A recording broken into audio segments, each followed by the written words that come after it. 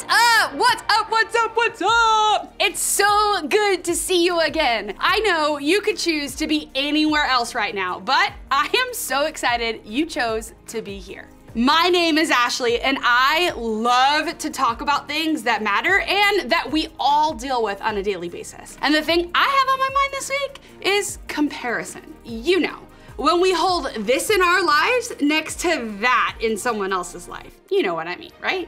We've all been there. And I don't know about you, but anytime I catch myself comparing my this to someone else's that, I feel disappointed, hopeless, frustrated, anxious, or sometimes I even feel motivated. And sometimes even like I'm better than others. One of the most powerful feelings comparison brings out in us is the feeling of jealousy. In fact, I recently found my 8th grade journal that my best friend Jenny and I used to pass back and forth to each other in the hallway at school. I would write to her, and then I'd see her in the hallway, pass it to her. She'd write back to me and pass it back to me. All of that lives in a spiral notebook that happens to be sitting on my bookshelf at home. Throughout the entire journal, I wrote about how I wanted the guy my best friend was dating to like me. His name was Jason. Jason and I were best friends, but he always liked my friends, never me. It was clear in my many notes to Jenny that I was extremely jealous of any girl he was hanging out with. I would get angry at the girls he liked. I would say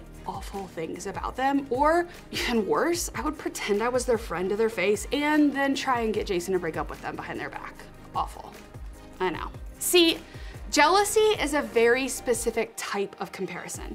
It's what we feel when we want what someone else has, and it happens more than we may realize. When that person in your youth group comes in with a new pair of name brand sneakers, and you're still rocking the ones from last season, when your friend is so much fun that everybody wants to be around them and you can't seem to muster up even a little bit of that kind of popularity. Or when your teammate has 2 parents living at home, but you have a family that's, well, complicated? When someone gets the solo, or your sibling gets more attention, or that girl has better clothes, or that boy was named team captain, the list could go on and on, right? If we are really honest, jealousy can show up anywhere and everywhere. And while it may not seem like that big of a deal at first, jealousy has a lot of potential to do harm to both the way we see ourselves and the way we see and treat others. For starters, jealousy can cause us to feel insecure. The more jealous we become of someone else, the more insecure or uncertain we feel about ourselves. And that insecurity can quickly lead to us becoming unhappy. Unhappy with our stuff, unhappy with our appearance, unhappy with our friend group, unhappy with our family and our status at school. It's hard to be happy with any part of what we have or who we are when we're letting jealousy motivate the way we see it. Like I shared about my own middle school journal. Sometimes we end up angry. We're so jealous of what the other person has that we get mad. Mad at our parents for not letting us have what we want, mad at God for not giving us the life they have, and sometimes mad at the other person for simply having what we want. Or maybe we don't experience a lot of jealousy when we compare ourselves to others because we feel pretty good about our lives. When we look at our this compared to other people's that, honestly, we might feel better than them. We might even look down on other people because we feel they don't measure up. But the problem with comparison is that it's a cycle. While we may feel great about our lives right now, it's never enough, is it? So we keep comparing. We keep trying to measure ourselves to others and eventually keep getting jealous. It never stops, even when you get older.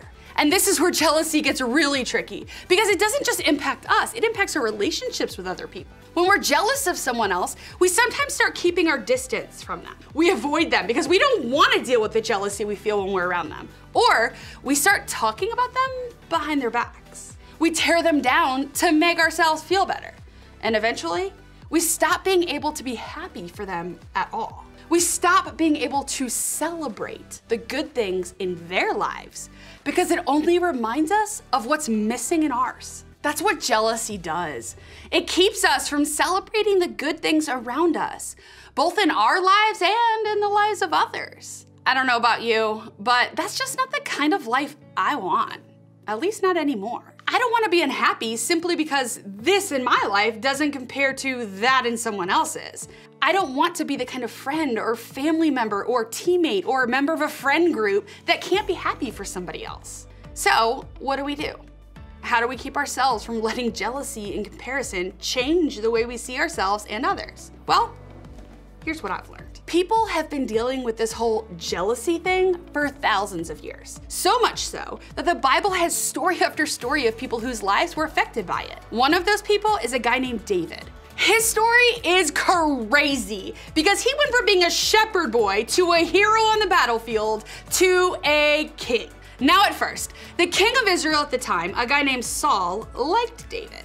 After all, David killed a giant named Goliath and saved the nation during battle. That was a big win for Saul's army. Excited over the victory, the people of Israel greeted King Saul with a parade to celebrate as the army returned home from battle. And that's when things started to change. See, Saul had a major issue with the way the people decided to celebrate.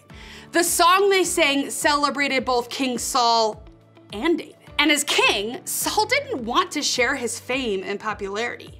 Take a look at his response. This made Saul very angry.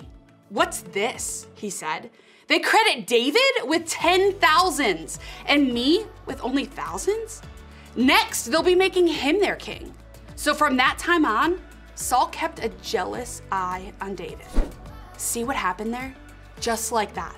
Jealousy changed the way Saul viewed David. And eventually, that jealousy changed the way he treated David. Saul's jealousy got so bad that he even tried to kill David. Not once, not twice, multiple times. Why? Because he was jealous. Saul was happy with his life and even his relationship with David until he started comparing himself to David. That comparison led to jealousy, and that jealousy changed everything. It changed Saul. It changed his relationship with David, and it consumed a big part of Saul's life. Saul spent a lot of his reign as king thinking of ways to hurt David. I know that's a dramatic story, but that's what jealousy has the power to do, to change the way we see what we have, to destroy our relationships with other people, to kill our ability to celebrate the good things happening in our lives and in theirs. When we compare ourselves to other people, we end up not celebrating others or ourselves in the process. In another place in the Bible, a book filled with wisdom called Proverbs, the writer explained jealousy this way. "A heart at peace gives life to the body, but envy rots the bones." Envy is just another way to say jealousy. And as the writer of this proverb said, it has the potential to rot or break down your bones. Of course, it won't literally do that. The writer was simply painting a picture of the way jealousy impacts our life from the inside out. But think about your bones for a second. They're a pretty important part of your body. They're the core of what holds you up. They're what makes the shape of you. The writer of this proverb was painting a pretty awful picture that envy hits at the core of who you are. Jealousy rots you to the core. It decays. It breaks you down. It eats at you. That's what happened to Saul. Jealousy rotted everything in his life. It consumed him so much so that he could hardly lead the nation because of it. But David, he kept his heart at peace. And as the proverb tells us, that's what gives life to the body. See, while jealousy breaks down, peace built up. So even though David was hurt by Saul's jealousy, he never went down the road of comparison with Saul himself. David kept his eyes on the good in his life, and that helped him stay at peace. And the same can be true for us. I know it's true for me. When I keep my eyes focused on what I do have, I find more peace. When I stop focusing on what others have, I'm better able to enjoy the good in my life and the good in theirs. Because the truth is this: when we stop comparing, we can better celebrate others and ourselves. So, how do we avoid comparison and jealousy and instead choose to celebrate others and ourselves? I think we can begin by doing two things. First, start with you. Think about what you do have that's worth celebrating, and trust me, there is something you have that's worth celebrating.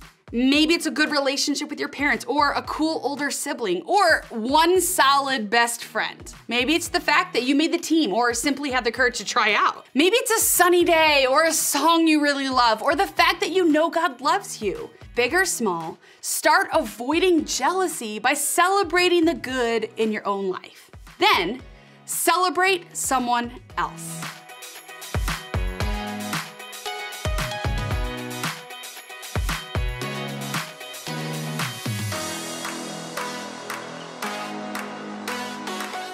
Celebrate someone else, and I don't just mean anybody else. I want you to try to find a way to celebrate the person that you are jealous of right now.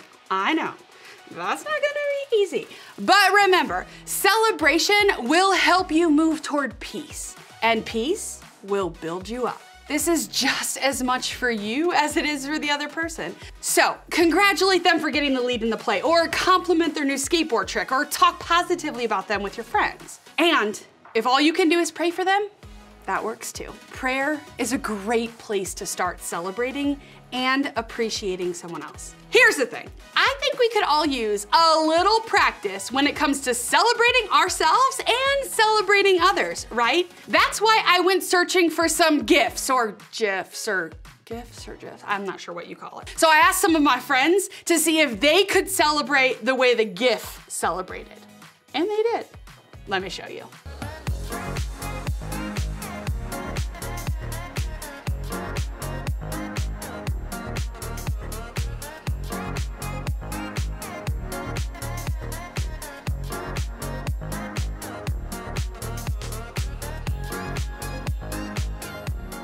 I don't know about you, but now I want to go out and celebrate everything and everyone in my life. So this week, whatever you choose to do, take a step to celebrate the good in your life and the lives of those around you.